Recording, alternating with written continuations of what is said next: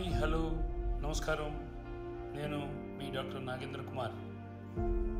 ఇవాళ మళ్ళీ ఒక విషయం గురించి తెలుసుకుందాం.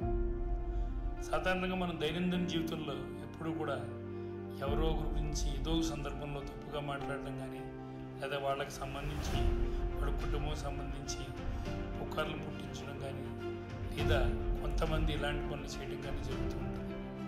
దానివల్ల ఎంత నష్టం జరుగుతుందో అప్పటికప్పుడైతే తెలియదు, కానీ కొన్ని సందర్భాల్లో వాళ్ళ జీవితం మీద ఒక మచ్చ అనేది ఏర్పడిపోతుంది.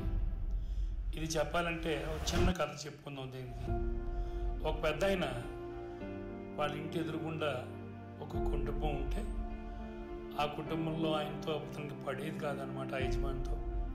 ఈ పెద్ద ఆయన ఏం చేశాడు, అందరి దగ్గరికి వెళ్ళి ఆయన దొంగతనాలు చేస్తుంటాడు, లేదా తప్పుడు మనిషి అని చెప్పి పుకార్లు పుట్టించడం, ప్రచారం చేయడం, ఇలా చేసేవాడు. నిజంగా చెప్పాలంటే అతను దొంగ కాదు.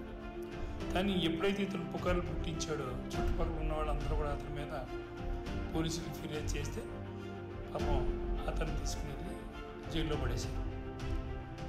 కానీ విచారణ జరిగిన తర్వాత ఏం తెలియదంటే ఇతను మంచి వ్యక్తే, దొంగ కాదు అని చెప్పి తెలియంది.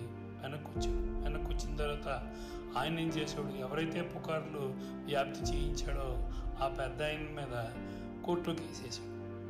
సరే, కోర్టులో కేసు వేసిన తర్వాత కేసు విచారణ ప్రారంభమైంది.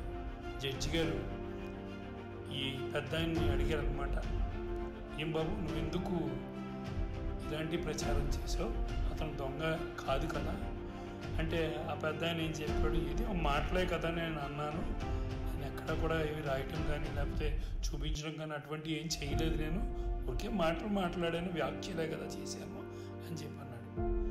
అప్పుడు ఆ జడ్జి గారు ఏం చేశాడంటే, అలాగా ఇతనికి అర్థమయ్యేలా తెలియజేయాలని ఒక పని చేయ, నువ్వు ఆయన ఏవైతే మాటలు అన్నావో అవన్నీ కూడా ఒక కాగితం మీద రాసేసి ఇంటికి వెళ్తూ నువ్వు దారిలో వాటిని చింపేసి పడేసి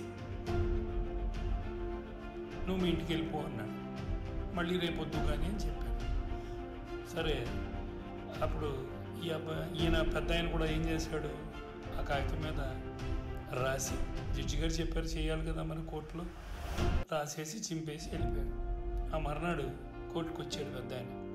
ఇప్పుడు నువ్వు ఏవైతే రాసావో ఆ కాగితం తీసుకురా. వెంటనే ఆయన అన్నాడు, నేను ఎలా తీసుకురాగలనండి, ఇది చింపి పడేశాను కదా, గాలి మొత్తం వాటిని అన్నింటినీ కూడా ఎగరగొట్టేసింది, మొత్తం అంతా వ్యాపించిపోతూ దూరంగా వెళ్ళిపోయి అవన్నీ, అందువల్ల నేను తీసుకురాలేను, మళ్ళీ నేను ఆ వాక్యం నేను మీకు దాని మీద రాసింది కూడా మీకు చూపించలేను అన్నాడు. అప్పుడు న్యాయమూర్తి గారు ఆయనకి చెప్పాడు, ఇదే నువ్వు అర్థం చేసుకోవాల్సిన విషయం, నువ్వు కేవలం వ్యాఖ్యలే కదా చేశాను అని చెప్పావు, కానీ అది అందరిలోకి వెళ్ళినప్పుడు అది పుకారుగా మారి ఆ పుకారు అతనికి నల్లమచ్చను మిగిల్చింది, అతను దొంగని ముద్ర వేసింది. కోర్టులో అతను దొంగ కాదని నిరూపించబడడం అనేది తర్వాత విషయం. సో మనం ఎప్పుడైనా సరే ఇలాంటి తప్పుడు వ్యాఖ్యలు చేయకూడదు, ఎవరి గురించి లేని విషయాల్ని మాట్లాడకూడదు అని చెప్పి ఈసారికి క్షమిస్తున్నాను అని ఆ పెద్ద ఆయన్ని వదిలేస్తే, ఆ పెద్ద ఆయన ఇక్కడి నుంచి చేయకూడదని నేను అనిపించాను.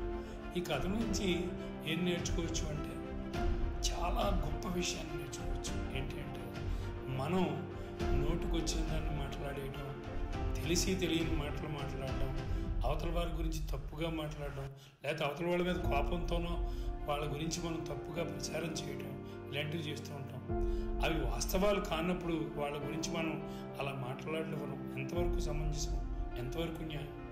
మనం అది మాట్లాడినప్పుడు నలుగురిలోకి అది పూర్తిగా విస్తరించి మిగతా వాళ్ళు ఆ వ్యక్తి గురించి చెడుగా అనుకునే అవకాశం చాలా ఉంది. అందుకే మనం పనిచేసే చోట కానీ, కుటుంబంలో కానీ, వ్యవస్థలో కానీ, సమాజంలో కానీ ఎక్కడా కూడా మనం చెప్పిన మాటలు మాట్లాడకూడదు, వినకూడదు. అట్ ద సేమ్ టైం మనం ఎవరి గురించి కూడా తప్పుగా మాట్లాడకుండా ఉంటే మనం మన నోటికి యజమాని అన్న విషయాన్ని మనం నిర్ణయించుకోవాలి, అది మనం తెలుసుకోవాలి.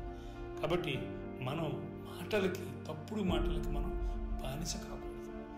అలా మాట్లాడాలి అలవాటు ఉంటే కనుక, లేదా అలాంటి మాట్లాడే అలవాటు మనకి ఉంది అని అనుకుంటే కనుక దాన్ని మార్చుకుని అలా మాట్లాడకుండా ఉంటే మంచిది.